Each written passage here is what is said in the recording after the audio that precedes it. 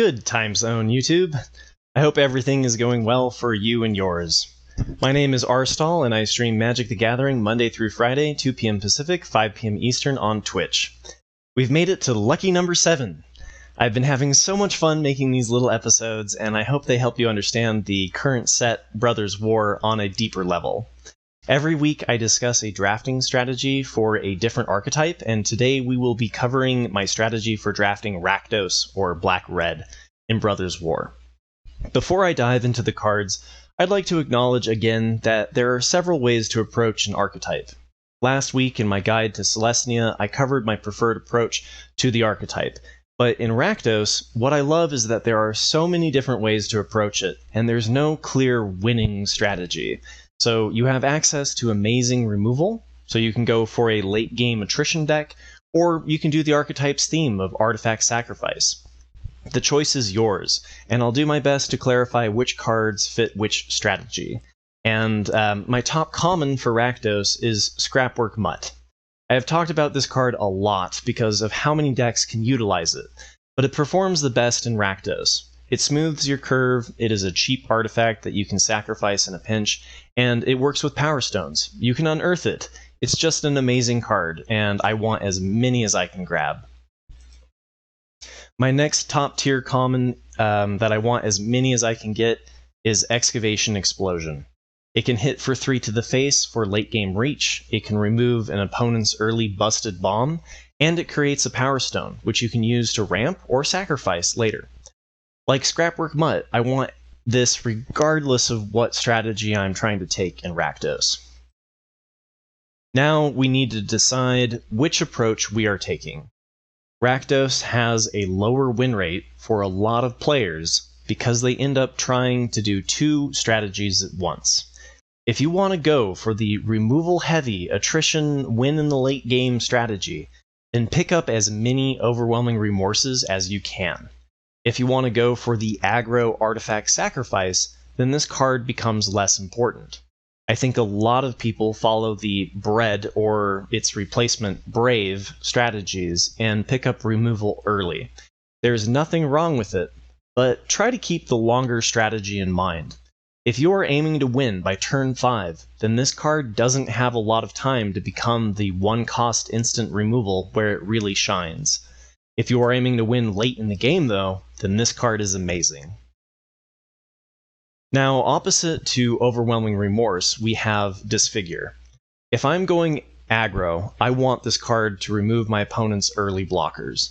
Late game attrition, not so much. Drawing this card off the top late in the game when all of my opponent's cards are out of range feels really bad. So once again, you must choose. And let the choices continue. On a side note, the majority of your deck is going to be made up of commons, which is why I spend so much time talking about the commons at the start of the guide. The overall strategy of your deck is usually decided by what commons you decide to run. Some people miss this concept and base their entire strategy around a rare they pick up early. Just something to think about. Would you rather strategize around 1 card or 10? Moment of Defiance is a card I like in the late game attrition deck.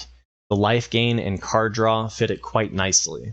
I'd still run 1 or 2 in the aggro deck, especially because it works nicely with Stoneseeker that we'll talk about later. And I might love this card a bit too much, but the life gain can help you win the race if you start on the draw against another aggro deck, and this card also wheels. So for me, the decision is more about how many I want to run. For me, it's 1 or 2 in the aggro deck and 3 or 4 in the late game attrition. Ravenous Gigamole is all about late game attrition. It can be a delicate balance though, because this card mills, and so if you're going super late, it can end up losing you the game. But a 2-3 that draws a replacement is definitely what you want to do in a deck that is aiming to eventually outvalue your opponent. In the aggro deck, though, no thank you. Goblin Blast Runner is the card for the aggro strategy, and I largely base my strategy off of whether or not this card is wheeling. If these are wheeling and you can get 3 or 4, then it's time to smash your opponent into the ground. On the other hand, it's worse than filler in the late game strategy. Pendragon Strongbowl is a great enabler for Goblin Blast Runner and offers some interesting versatility. I like it in both strategies, but in both I don't want too many. In aggro, you can sacrifice your resources for the last bit of damage needed to finish off your opponent, and in the late game attrition deck, it works as a pretty good blocker as long as you have the mana or power stones up to sort of make this into a makeshift 3/4 blocker for 3. Scrapwork Cohort plays best in strategies that are trying to go wide, but I like to include 1 or 2 for both strategies in Rakdos. In the aggro version, this is the top end of your deck and is mostly just to create 2 sacrifice targets with 1 card. In the late game attrition deck, this plays as a good blocker, similar to Golgari, where you use it to stall to the late game strategy. My last common is Power Stone Fracture. You have to be careful with this card. There are better forms of removal for the attrition strategy and the aggro strategy as well, but it works wonders with some of the uncommon artifacts that we will get to later in the guide. I almost didn't include it in my top commons because you really only want this card in specific combinations that I'll discuss later. One of which is now for the uncommons. My mythic level uncommon is Horned Stoneseeker. In the late game strategy, the Power Stone can be used with Power Stone Fracture, but I think that Horned Stoneseeker is best in the aggro strategy. My dream curve for aggro is Blast Runner on turn 1, Horned Stoneseeker on turn 2, Strongbowl, sacrifice a Power Stone, turn 3. Excavation Explosion, remove a blocker, sacrifice another Power Stone on turn 4. Notably, all red cards. Which brings me to my next point. Why are we Rakdos in the first place? The answer is Junkyard Genius. This is the payoff for deciding to include black. My aggro deck is mostly red, splashing black for this card and Disfigure. It does get picked up early, but if you are blessed with the experience of seeing this pick 5 or pick 6, the Rakdos lane is open, and it is a rare occurrence since Rakdos is the most drafted archetype in the set. Now for a gold card that takes me in the other direction. In the late game attrition strategy, Skyfisher Spider is great to include. I always think you can sacrifice Power Stones with this card, but you can't, it's only creatures. But in the attrition deck, you want removal on top of removal with some more removal, and this card is great removal. You don't want to splash in your aggro deck, since you're looking to run 15, 16, maybe sometimes even 14 lands, but it's great in the attrition deck. Mishra's Research Desk plays in both strategies. In aggro, you can pop this to boost your Blast Runners, or go looking for Excavation Explosion to finish off the game. In the late game attrition deck, this helps find more removal and outdraw your opponent for resources. I want as many of these as I can get. Similar to Golgari, Combat Thresher is a great card for the late game attrition deck, and it shouldn't be overlooked just because you are missing white. In the aggro deck, you don't want this card. The best archetype for Monastery Swiftspear is the aggro version of Rakdos. You want as many aggressive 1-drops as you can get. As I mentioned, you can go as low as 14 lands in a Rakdos strategy as long as you're mostly made up of 1 and 2 drops. And it also synergizes with some of the spells that you aim to run in the aggressive strategy, like Excavation Explosion and Disfigure, where you can remove your opponent's early blocker and get in for an additional damage. Obliterating Bolt is best in Izzet, but fits both strategies in Rakdos. It removes an early blocker when you're in aggro, and is one of your many removal spells in the late game attrition deck. This card also exiles its target, which can be nice against some of the pesky unearthed cards in the set. Another uncommon that works in both strategies is Giant Cindermaw. As I mentioned earlier, I tend to run 3 or 4 Moment of Defiance in my late game strategies, which is a bit of a non-bow or anti-synergy. so I prefer it a bit more in the aggro strategy, where preventing your opponent from gaining life is more relevant. I also like to include Ashnod's Harvester in both strategies. It's a great aggressive card if you can remove your opponent's early blocker, and it can also trade up in value or remove a pesky unearth card in the attrition strategy. Self-Assembler is good in the attrition strategy if you can pick up 2 or 3. It tends to go late, and it works off of Power Stone synergies from Stoneseeker and Explosion. In the aggro deck, you want cheaper cards than this. Ichor Wellspring was designed for Rakdos. They get taken early, but I want to run as many as I can grab in both strategies. There isn't a better card for the Artifact Sacrifice strategy, and using this with Power Stone Fracture to remove a creature and draw 2 cards is exactly how you outvalue your opponent in the long run. Go for the Throat is nice to include as 1 or 2. I prefer it in the attrition deck because, yay, even more removal, and you have more time to find the right non-artifact creature to remove. But it is cheap removal for aggro. You just have to hope your opponent doesn't play a Scrapwork Mutt or Combat Courier early, where you'd prefer to have a Disfigure in hand. Now for the Artifact Sacrifice fodder. Chromatic Star is nice because it is card neutral, since it draws a card when it is sacrificed. It also has the ability to sacrifice itself, which can be really nice for the blast runners in the aggro strategy, when you're missing cards like Paragon Strongbow to trigger the sacrifice effect. Similarly, Elsewhere Flask is a card that can sacrifice itself. It's card neutral. It draws a card when it enters play, and it makes a great sacrifice target or way to trigger your blast runners, since it can sacrifice itself. Mishra's Bauble is also worth a mention, and is a good place to draw a distinction between the 2 strategies. In aggro, I'm looking to trigger my 3 or 4 blast runners, so I'm looking for artifacts that can sacrifice themselves. So Mishra's Bauble is great. In attrition, I prefer Elsewhere Flask, Chromatic Star, and Ichor Wellspring to Mishra's Bauble, since you don't get the card draw off of the Bauble when you're playing it with something like Power Stone Fracture. Now for the rares. Gix's Command is a card that will push me towards playing the attrition strategy. It is pretty hard to outvalue this card.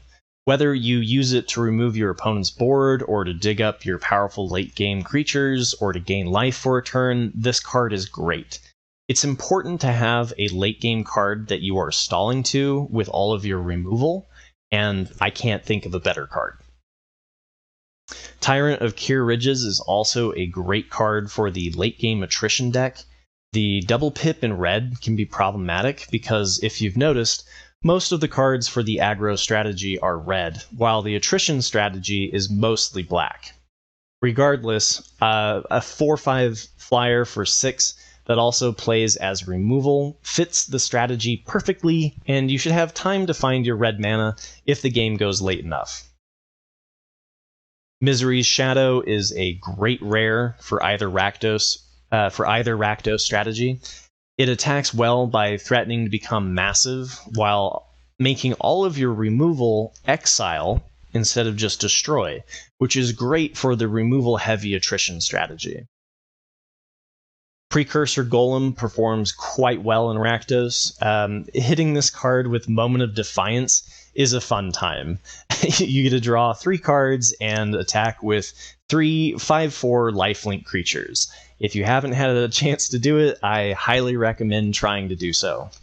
I like it more in the aggro deck, where you play this as your top end and kind of cheat it in as a 4-cost card, but it depends on how much access to Power Stones you have. In the attrition deck, it certainly gums up the board as long as your opponent doesn't find removal. Gixian Puppeteer is a Rakdos superstar.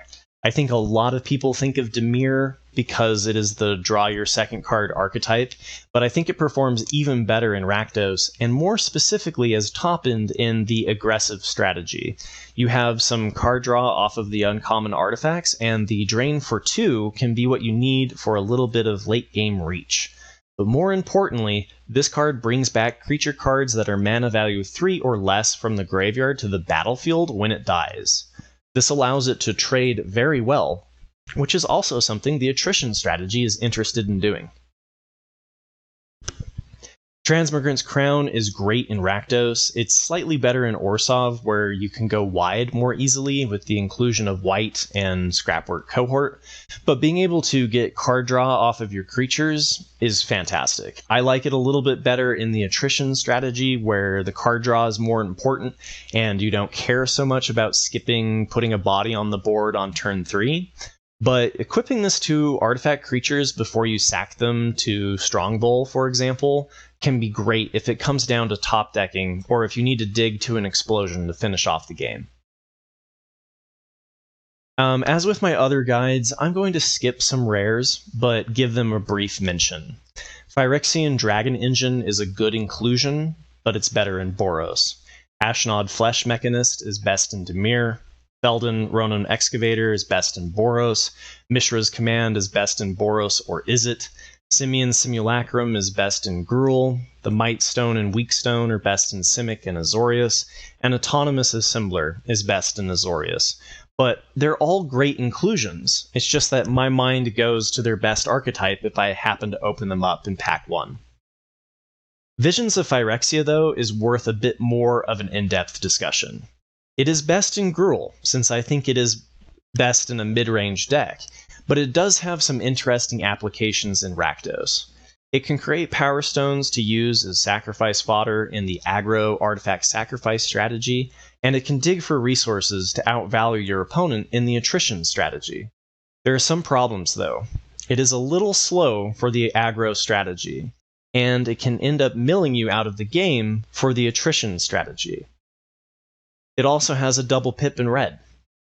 It's good enough to include in either strategy, and I think it's slightly better in the aggressive strategy because of the mana cost, but let's be honest, if I'm going to include it, I'm going to include it if I open it up. Now for the rares that I only want to play in Rakdos. Razorlash Transmigrant. The fact that this can't block, and its activated ability is usually going to cost 6 in limited, it just makes this an inferior version to Ashnod's Harvester. But I want to be running Ashnod's Harvester so bad that I still want to run this as a 3/1 artifact that can apply early pressure and then get sacked later in the game. I don't think it's worth including in the attrition strategy, but I certainly want to include it in the aggressive strategy. Battlefield Forge is an okay inclusion if you have a bunch of Scrapwork cohorts or some other reason that you want access to white. Most of the time, this is just going to be a mountain that sometimes zaps you, but if there is a deck that is going to want to play it, I believe that it is Rakdos. Blast Zone is a card I'd consider playing in the attrition strategy. Turning your land into a removal just adds yet another removal to your arsenal. Now for the mythics. Wormcoil Engine is the best performing mythic, but it's best in Golgari. Skitterbeam Battalion is also a very good mythic, but it performs best in Izzet and Boros, where you're trying to go wide.